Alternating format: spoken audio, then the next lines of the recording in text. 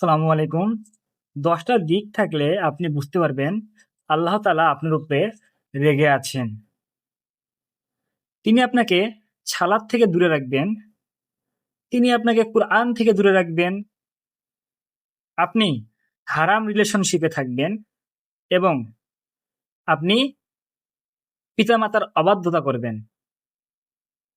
আপনি গুনাহ বারবার করতে থাকবেন কিন্তু আল্লাহর কাছে ক্ষমা চাবেন না।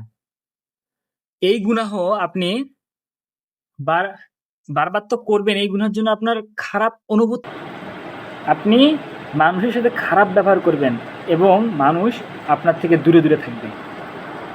আপনার খারাপ বন্ধু বেড়ে যাবে আর আপনি অনেক সময় অপচয় করবেন। এই ১০ টা দিক থাকলে আপনাকে এই ১০ টা দিক থেকে বের হয়ে আসতে হবে ইনশাআল্লাহ এবং আপনাকে আল্লাহর প্রিয় হতে হবে। আসসালামু আলাইকুম।